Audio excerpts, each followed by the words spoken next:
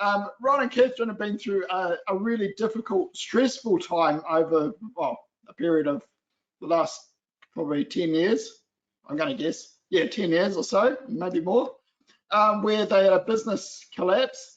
But through that, they've experienced God really working in their lives through it. So tonight we're going to be talking to Ron and Catherine about keeping your faith when everything seems to go wrong. And sometimes we need a change of perspective, a new paradigm in life. And God's using all sorts of circumstances to achieve that. And so Ron and Catherine are going to share with us tonight some of the trials and triumphs of God shifting the paradigm for them. So we're looking forward to that. You've chosen the topic, twisting the cube. That's why you chose to name it. Now, what does twisting the cube mean? What's it all about? You better explain that, because like 38 people here have tuned in to find out what is twisting the cube all about.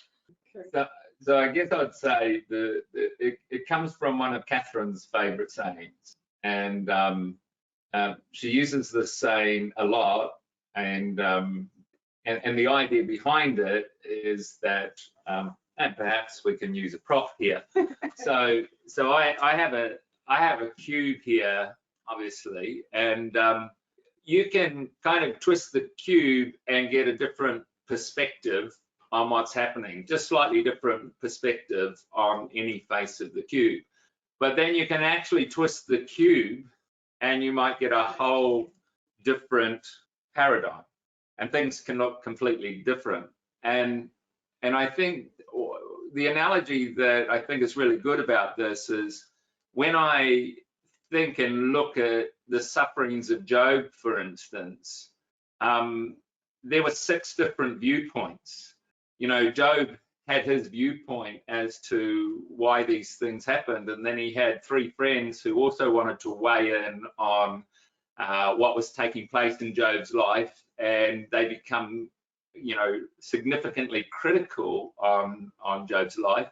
And then came Elihu as the 5th person who also had his opinion on these things. And then finally, God spoke. And they had to kind of wait right till the end till Job got a total paradigm shift in perspective of when God suddenly twisted the cube, and Job saw it differently. So I like that idea that sometimes there's not 2 sides to every story. Sometimes there's 6 sides to any one story, and everyone's story is changing, but sometimes you have to wait for time to actually see what God's side of the story is. So I think it's kind of a good thing to think about in life.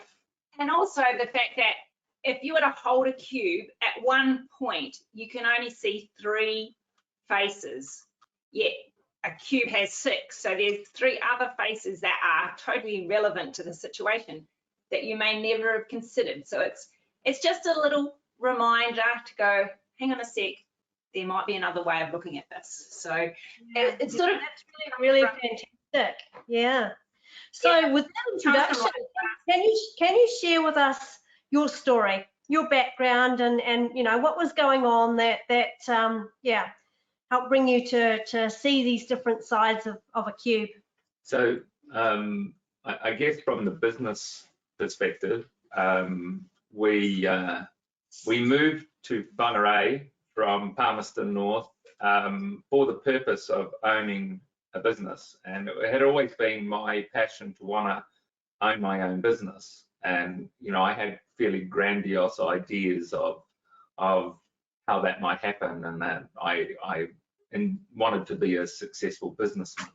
And so we were in business, and it was kind of a family business for a number of years, and then things changed and we got quite big, and we amalgamated our business, and you know, we grew very fast, very quickly. And then through events, through the GFC, things came crashing down incredibly fast. So that's the global financial crisis. Yeah, yes, I think everybody kind of has a GFC story if they were in business at the time. And for us, the biggest problem we had was we had moved into exporting, and we had found a market, particularly into Hawaii, and it was a huge part of our business. It was massively significant.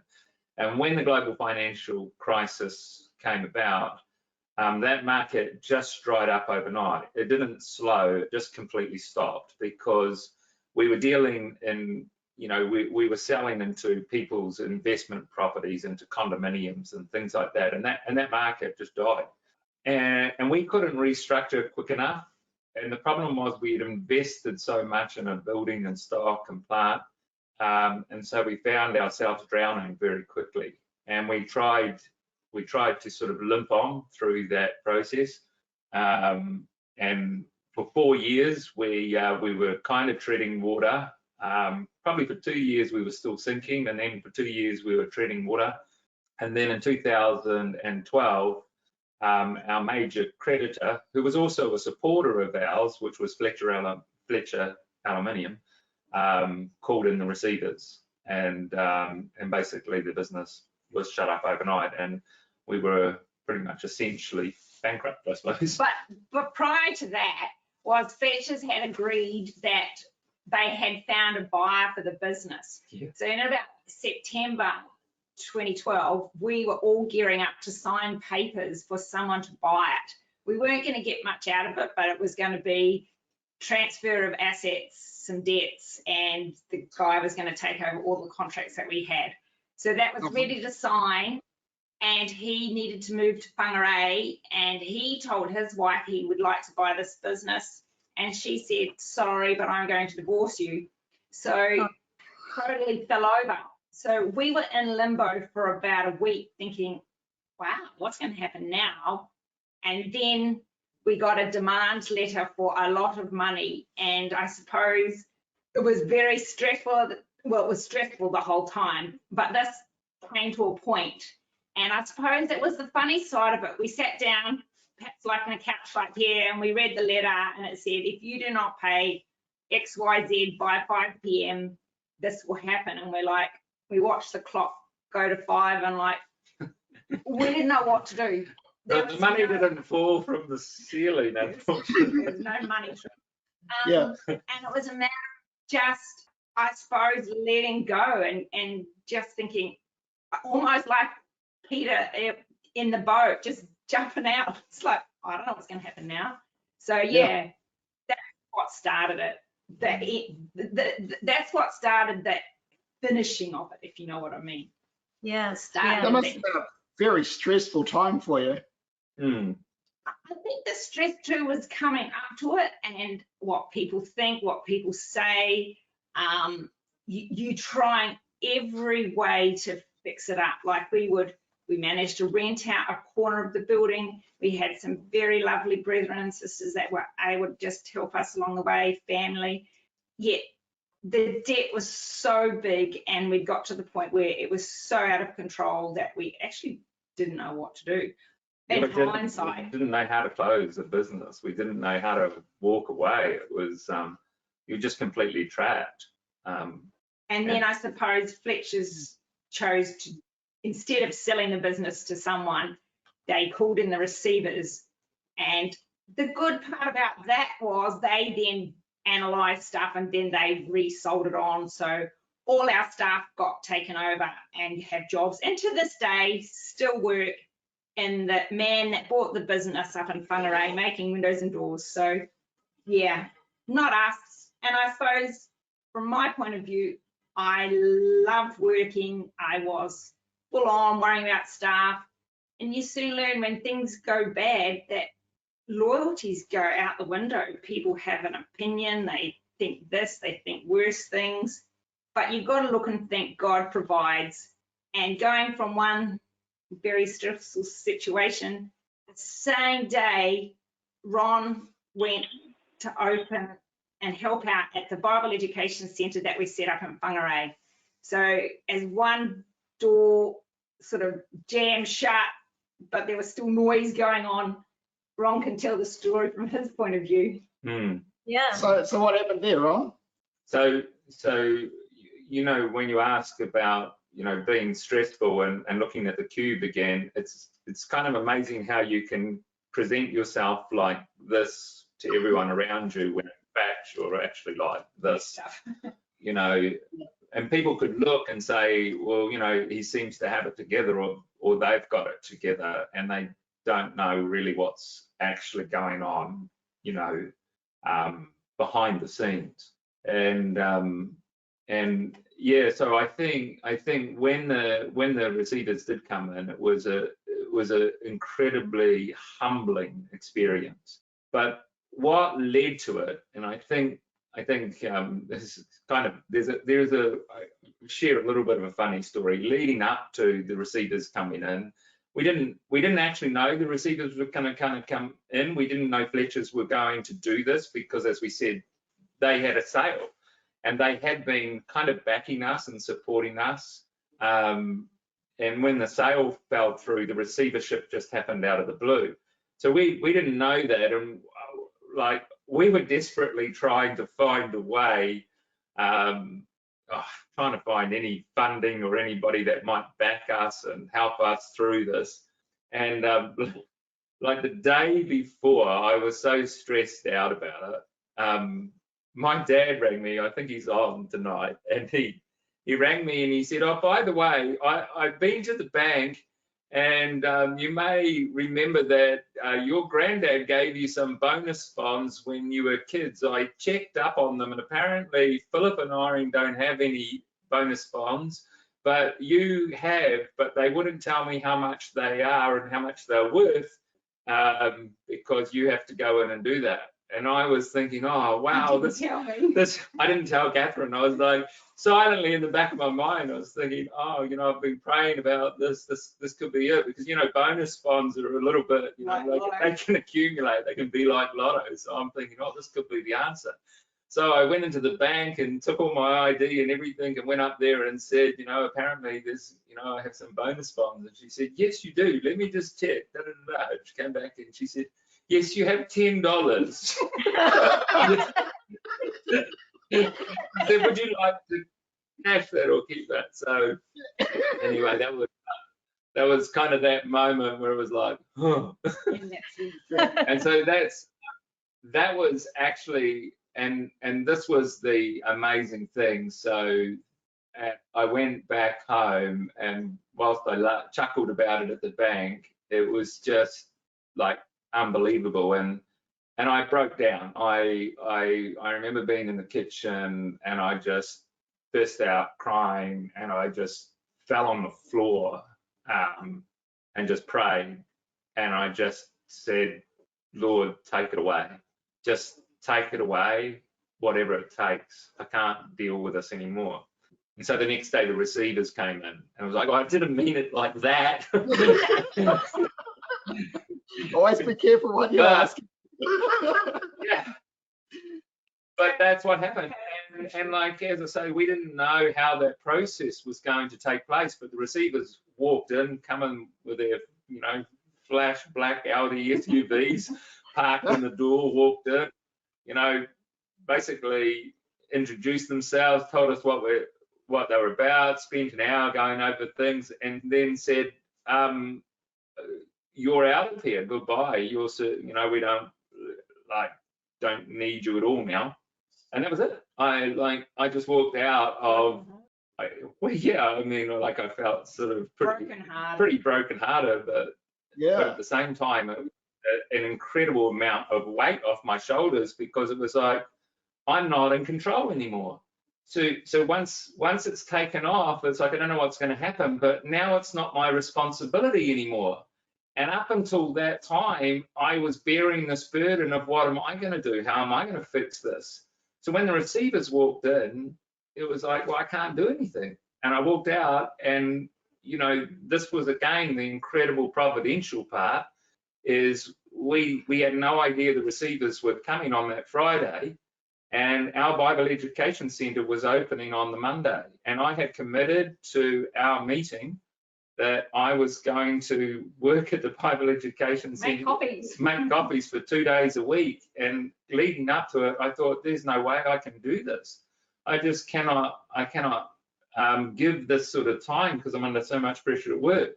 But after that, it was like 2 days a week. I could do this 5 days a week. So by this stage, you had no job, but you did have the work, Catherine. You were still employed by the company. What happens is when a receiver takes over, it's called voluntary, well, not voluntary, they administer the company. So the company still trades, but it trades under the receiver's name. So they become the workers technically. So they asked me if I'd like to stay on and help out. They didn't, Ron was technically surplus to requirements, and because our cars were company cars, they all had to be surrendered back to the business. I had just bought a little red car, I think, and that got complicated, but we got it out of the business. But I did go and work with the receivers, and then when the new guy bought it, he asked if I would work. Now, that all sounds nice, and it was very nice, but it was really, for me, a paradigm shift where I was the boss, for want of a better word. I was in charge, and I then had to go and do the same job, but my opinion didn't matter anymore. I just had to go and just do accounts or data entry. Plus, I also had to stay face with the other workers that had all come across who knew and had been hurt because they had lost money as well.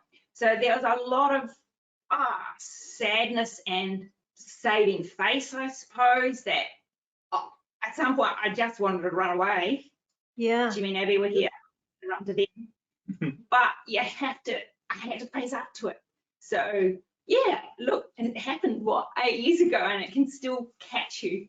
But a happy thing, we're friends with our people that we know up there. I can still email and text the people we used to work with. We don't have as much to do with them as we ever used to, but I could meet them in the street, and I wanted to be able to walk down Whangarei because it's a tiny place and still wave to the people who used to work for me. So yeah, it's a paradigm shift in the fact that you just have to realize that, take a big deep breath, the sun will come up tomorrow and something will happen. So yeah. Wow. Yes, Yeah. it must have been incredibly difficult. And Ron, you spoke about the fact that, obviously you were unemployed and now you were volunteering at the Bible Education Centre, and you were, the question was, how are we, where's our income coming from? Can you share us the miracle that kind of came about from this point on? Yeah. I think the crazy part about it, and I think I'm going to talk a little bit about in the middle of the crisis, I went to Pakistan, and maybe I can just pick up on that for this reason, is that after the receivers walked in, and as I said, this load was taken off my shoulders, and I felt that I was not in control. It was actually so liberating, and to the point where I was absolutely confident that God was going to look after us. And yet before it, when I was in control, when I was trying to solve it, I had no idea of how we were going to survive or what we were going to do. And I can't really explain that, but it was just, I think the Pakistan story probably 2 years earlier.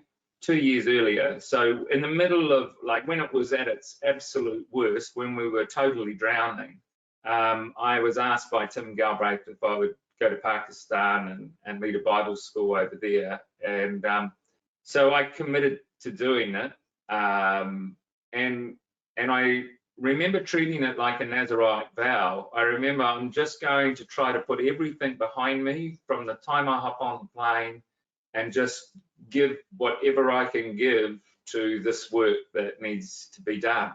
And it was an incredible experience, like a life-changing experience, going to Pakistan and sharing with them, and just, it put life in perspective. All my worries about finances and business, and then you go and see these people which, houses. they have nothing, and they're just so happy. They're just they're just so content. And then I'm thinking, wow, you know, I'm just so pathetic with the things I worry about. So here I am going over to try to spiritually encourage other people, and suddenly felt that it was the other way around. You know, I was the one that was in desperate spiritual need of help.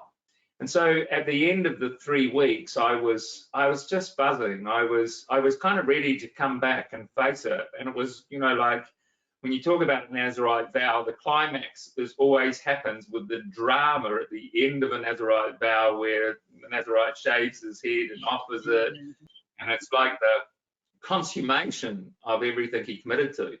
So on the way back from Islamabad down into Karachi, here I am on the plane, and I'm reading this fascinating article about this German tourist who had escaped 10 years being captive by the Taliban, because when she hopped off a plane in Islamabad airport, she was arrested by the military at the airport, and then she was sold by the military to the Taliban, because there's so much corruption that goes on between, you know, Pakistan authorities and the Taliban. Anyway, I thought this was an incredible story, and it was pretty powerful. And then next thing you know, we all got arrested by the military and got the full treatment of having, you know, blindfolded, sack over the head, handcuffed, and taken away to some location and interrogated for 6 hours. So you can imagine what's going through my mind at this stage.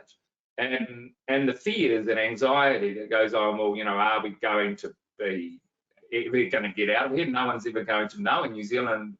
How is anyone going to reach in to, you know, to help us? We could just disappear off the face of the planet. And like once they had taken your passports, you suddenly felt, actually, I'm nobody. I'm just nothing. And after 6 hours of being in this situation and praying and praying and praying, I came to a complete peace with my situation. I was ready to accept what was going to happen, and my fears, which was always what would happen to my family, what would happen to Catherine, what would happen to the kids if I got killed. I came to this conclusion, well, God will look after that, and I was at peace. And I think that was a life-changing moment for me that helped me when I came to the business, that after that event, I just knew that God was going to, it was okay, it was all going to be okay. Got it. And so what happened after that was I went to the Bible Education Centre with no job, no prospects of job, but no money, nothing, no vehicle. And I got a ring from the principal of Exceed, who I knew, and he said, oh, Ron, I've heard what's happened. He said, I want to help set you up in business in Whangarei. And I said, oh, that sounds great. But I said, I haven't got any money to actually buy a business. And he says, no, I'm aware of that. He said, you know, I know I've heard the situation. He says, but I'm quite happy to set you up because I know your background in the window industry. I know you're capable of it. So I can give you a van. I can set it up with stock. I'll give you a territory, and you can just pay that back over a year.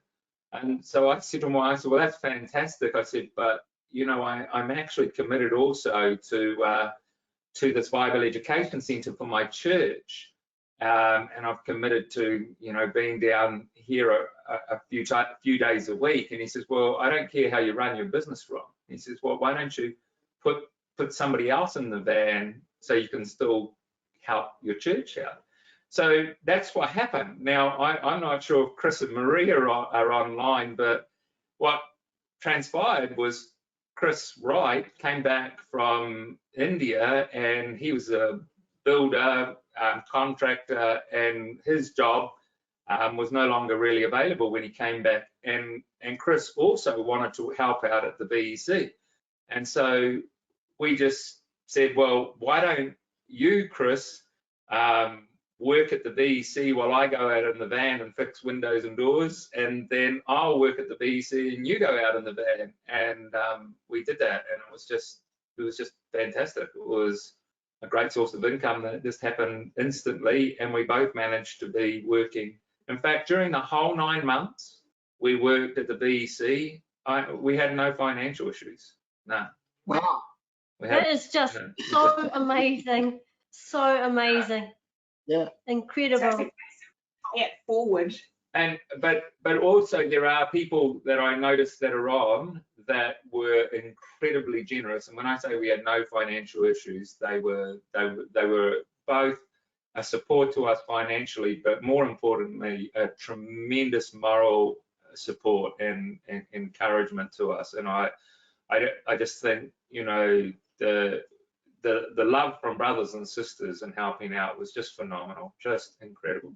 And I suppose we're offering to share our story because ours is a financial sadness, you know, but it can happen for other things as well. And it's just how you try and deal with it, how you learn about yourselves in your marriage and stuff like that. So yes, we had arguments, and it was often about money and just appreciating where each was on that journey. And like I explained before with the Rubik's Cube having 6 sides, I could see it from my point of view. There was the boys as well. They were teenagers at the time.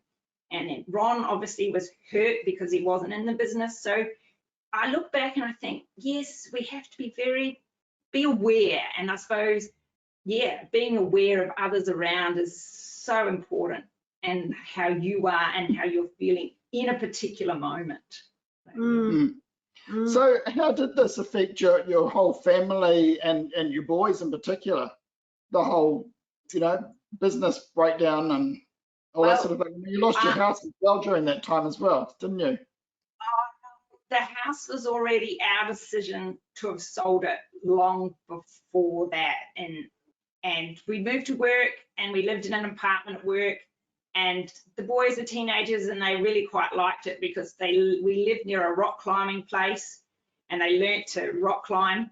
But based on last week where Doug and Cindy talked about the 5 love languages, this would be my plug for tonight. I was offered that book by a friend, and I read the 5 love languages for teenagers. Go and have a look online, buy it if you've got teenagers. It was so helpful. Because if you're stressed out and your brain's worrying about a business, you know, you do have to work with your children. And I found that very helpful to this day. And yeah, I loved the book, and that helped that. I suppose as far as the boys go with the business, they'll never want to buy it. No, they definitely saw the stresses of the appearance, and I would say it put them off the concept of ever owning their own business. Although owning our business. Well, yeah, they definitely wouldn't want to own our business. Yeah. So yeah, and I think looking back, I thought that I had things under control spiritually. You know, I thought I was still okay spiritually, but the truth was, I was far too caught up in the business anyway. When it was at the height and it was at the peak of really pushing ahead, that was probably where I was at my worst spiritually. I was so focused on the business, I was so focused on growth, and I was away a lot. I was back and forth to the UK, to Hawaii, and you know, it all sounds glamorous, but you know, hindsight's a wonderful thing, but it's like, you know, I really robbed Catherine and the boys of precious time, and so I do regret that. I mean, I've still got a fantastic relationship with, you know, my kids, and Catherine and I have this wonderful ability. And we're in-laws now, so we have to behave ourselves. Yeah. And then Catherine helped me once, which I once. Just That's what being married's all about, right? She was right once when I let her. And it was in this thing that she read about this guy with a worry tree, and I must admit I did this a lot. Is that when I had a huge amount of stress from work. And I think this is a great little story, and it comes from a story about a guy that had lots and lots of stresses at work, and he took his boss to his house for dinner one day, and he stopped at the door, and he had a plant outside, and he was just grabbing the leaves on the plant before they went inside, and the boss noticed that when he got inside, he was just a totally different person. He was just interactive with his kids and da-da-da-da. And he asked him the next day, what was this thing, why he was touching the tree? And he says, you know, work has so many stresses and so many problems. And he says, this is my worry tree. He says, I hang my worries on this tree before I walk in the door because my family and my kids don't need to have my worries. And then he says, when I go out in the next morning, I pick them up again. And he said, you know what? He says, the most amazing thing is that after a night at home with your family, there aren't near as many worries hanging on that tree as what he put on before he went in. So that's so true. You have so many things, and if you can just kind of compartmentalize things away from your family. So I tried to do that, but I can't say I did that all the time. But I did, you know, like I don't keep reinventing yourself. You do stuff, it may work, it may not. Try something else. Maybe you could put that in the chat, Robert. It's called the trouble tree, and I actually found it on the internet, and it's a lovely little story about dealing with work stresses. It could put it up there afterwards. Yeah. The trouble tree. So I would say, you know, the kids actually were pretty resilient over what happened, and they done very well, considering what we were going through. That's for sure. And we had a really supportive ecclesia, you know, like, and like, I think one of the amazing things with our boys is, you know, there was no one really their age, but they interacted so well with the older members of our ecclesia, which was fantastic. They had uncles and aunts and grandmas and granddads within our ecclesial environment that were always supporting them. Yeah. So if you got any, like, that was really good. I was going to ask the question just before you started on that. What advice would you give to someone running a small business or thinking about getting into business to keep that home work ecclesial life balance? Which you've answered some of that. Any other ideas? Any other tips for someone who's getting into that sort of situation that you were in? Yeah, I guess, you know, counting that cost or weighing or making the plan of what potentially, you know, are the risks of you on your own spirituality and on your family's spirituality needs to be considered very carefully. So there's a lot of things that can come at you from different angles, and it's almost like when you're planning, saying, okay, what's going to happen if we end up under huge financial stress? How am I going to deal with this for my family? And on the converse, which is actually almost is what happens if I'm immensely successful, because I think God saved us from that. And as I say, if I look back to what happened and where I was going, I can now look back and say, I'm so thankful that, you know, we weren't successful, that the business collapsed. So, yeah, I think. But thankful the cube looked a mess from your perspective. Yeah. And obviously we, you know, like when we're home, we're always trying to, you know, do things with the kids in terms of, you know, doing or at least reading to make it interactive and fun.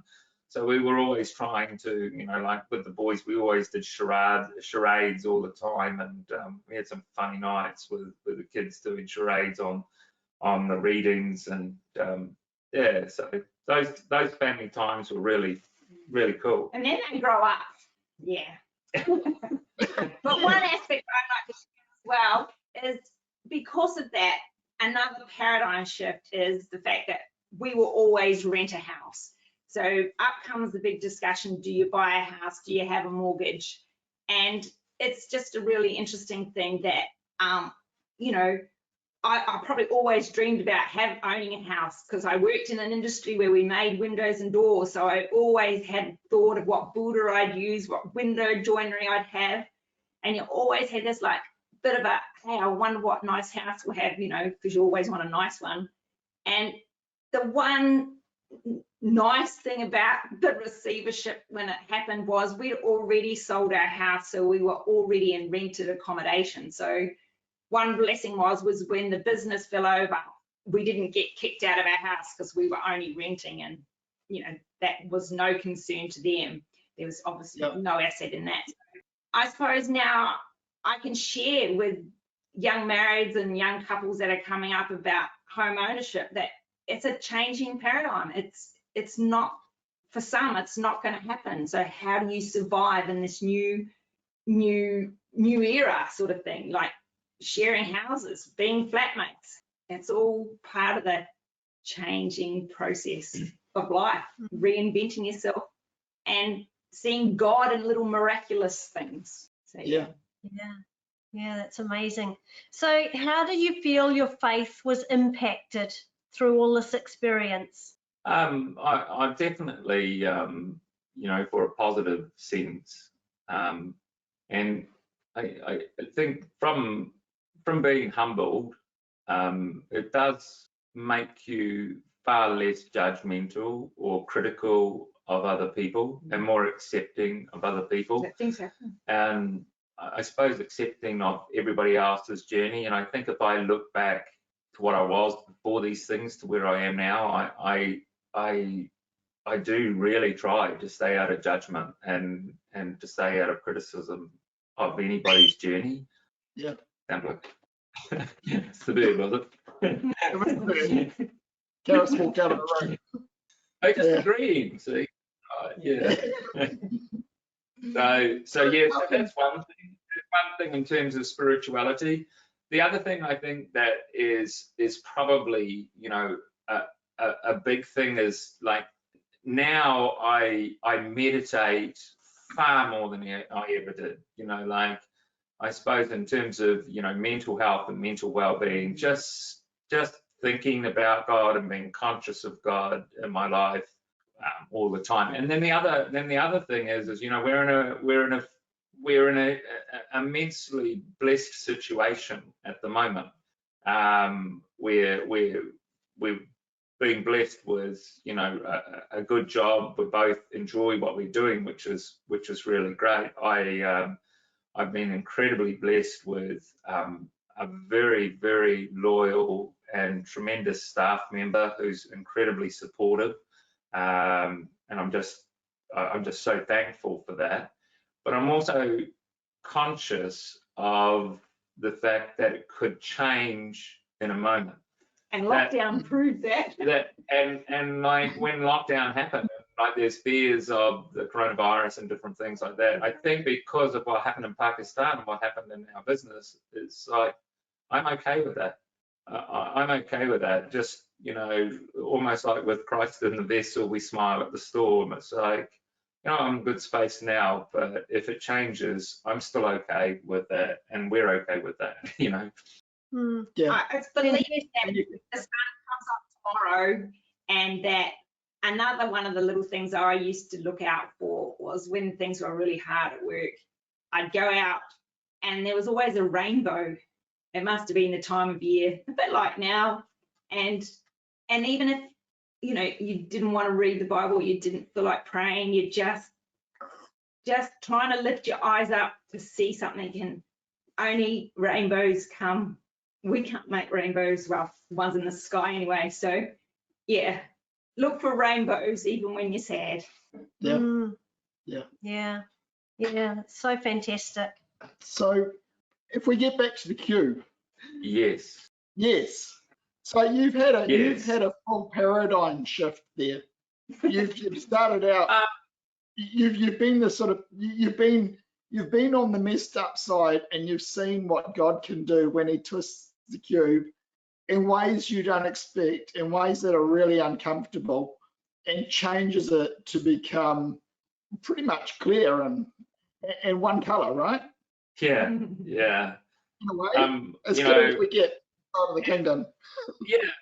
Yeah, well, I think that's it. That's one of the other things about the cube is my kids both love doing the Rubik's Cube. I mean, I can get to getting down a couple of levels, one color and down 2 layers, and that's about as far as I get.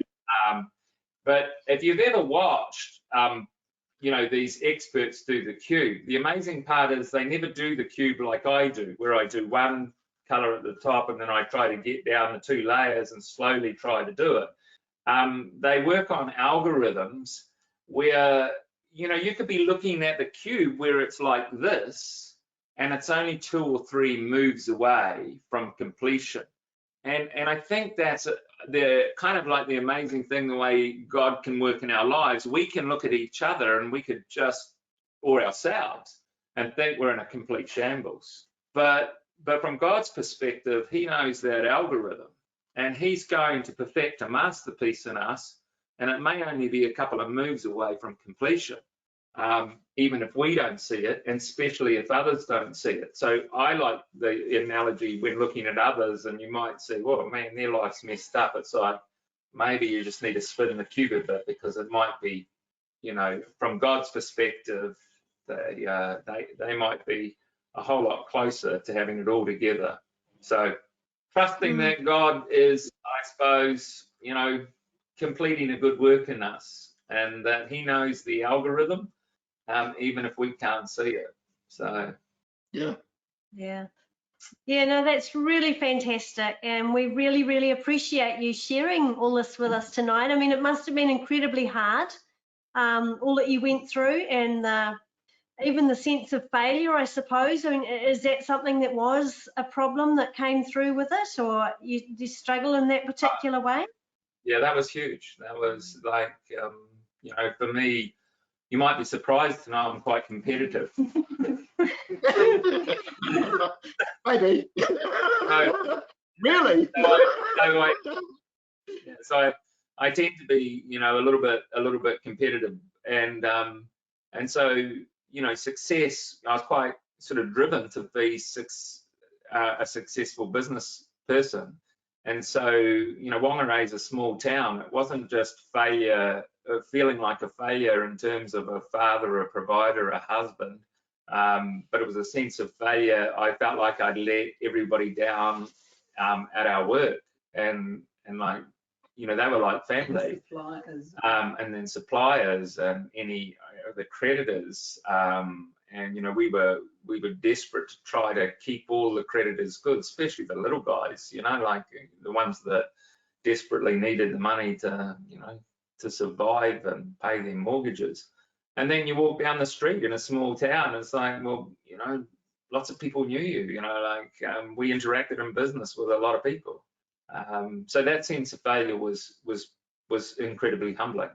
Yeah. And then Ron, you have to find an outlet. So when you're really stressed, you do have to find an outlet. Ron liked playing squash, so he often played squash, and that was his way. What did you say? Of smashing a ball as hard as I could against the wall and just burning out some energy, and that helped. When I came home, to be able to put a few things on that trouble tree. And so often I would, finish work and try to have a game of squash before I went home. And it really did help. So another good little tip for somebody. Maybe not take up squash, but boxing or something. Yeah. Well, we really, really do appreciate you sharing this with us tonight. And just to see the way your faith has remained strong and how you've been able to see God in the whole circumstances of your lives, and those little gems along the way, those little nuggets like you described when we were chatting yesterday, where you can just dig down and you can find those little nuggets of gold that are there, and the way God is just in charge. And yeah, really fantastic. Thank you so much. And the way when one door is closed, another one's opened, just like that. It's like, wow. And you don't see it beforehand either. It's amazing. Yeah. And another thing that helped me was putting a picture in my mind of different little things. So when I worked when I was taken by the receivers and employed by the new person, I felt like my wings were broken. And there was a song, wasn't there, on the radio? So we often used to find a song or something that would stick in our mind. Anyway, Ron was at the BC, and I suppose I felt a bit sad that like I was earning some money to pay the rent as I felt, but I wasn't helping out at the BC. And I remember Jimmy and Abby came over to help out at the BC, and I got stuck at work and couldn't come and help them, and I feel bad about that. And then for me, that was a reminder that work isn't everything. You know, family has to come first. So I got the courage and I went to work. I never told Ron, and I resigned. I said, it's like my wings are fixed now. And that's what I wrote in my resignation letter. I wrote, I've grown my wings back and I'm going. And I came to the BC and I sat down and I said, hi, Ron, yeah, I have a coffee. And then I said, I quit. What did you quit for? So, yeah. And change the paradigm. And then he's like, oh, we'll have to survive. So I put on an Exceed shirt, and I was an Exceed worker for a while. But anyway, it just shows you whatever situation you're in, sad, happy, you've got to keep reinventing yourself and taking a big deep breath. And Jesus has given us hope that he's always there, and you've got to try and find him. And just another little analogy, Ron, of getting out of the boat.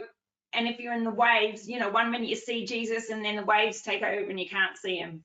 And, you know, just little illusions like that. I used to think I was in surfing. I liked surfing, not on a surfboard, but we grew up surfing on a boogie board. And it'd be like getting tossed off and just rolling around in the waves and not actually knowing what way was up. And then other times, say like right now, we feel we're happy here. We've got a lovely rental house. We share it with some awesome flatmates, and we just want to share and pay it forward. And that verse that you read, Robert, it said that we can be comforted to comfort others. So I'm opening up to say, anyone can ring me. Yeah. Awesome. Oh, it's just fantastic. Thank you. You two are beautiful. Yeah, really appreciate this. Yeah. Anyway, we will wrap up now because we've gone on probably a little longer than we usually have. What's coming up on Family Matters in the next few weeks? We've had a few weeks where we've had the questionnaire up, and we've taken some notes from that, and we are going down to around about 2 weeks, 2 weekly from now on. So that means that next week we're going to take a break for the 6th of July, and we're going to move to roughly every second week. But the 2 weeks after that will be going consecutively because, and this will happen once in a while, because what we're going to be looking at, we're going to be talking to Grant, Glenn, and Julie Anderson, and they're from Detroit. And Grant had a major car accident on his way home from a Bible school when he was quite young, in his teens. The car went pretty much straight under a semi truck, crushed the whole thing, and he was cut out of the car and suffered some severe brain injuries and multiple injuries all over his body. And so we're going to talk to them about his recovery and the way that they have faced their struggles in the same sort of way as in a way, similar way to what Ron and Catherine have tonight. And we'll see the amazing recovery that Grant has made when doctors didn't even think he was going to live. So I'll put up a YouTube clip in a moment that you can watch just as a taster for that. So that's the next 2 weeks, well, that's the following 2 weeks. That's the 13th of July and the 20th of July. And on the 27th of July, we'll take another break, and then we'll be back again the week after that. I'm going to leave the questionnaire up for a little bit more. So if you haven't done that, please go to the questionnaire and fill that in about what you like and what you don't like, or suggestions. And there's a whole lot of people on tonight, I noticed, who aren't getting the Family Matters emails. If you want to be kept up to date, especially when it's not on every week, if you want to be kept up to date on what is happening what week, send me an email, robert@thinkythings.com, and I'll put that link up again as well. And I'll send you reminders. So yeah, and you can also find past recordings on our Ecclesia website. So thank you again, Ron and Catherine.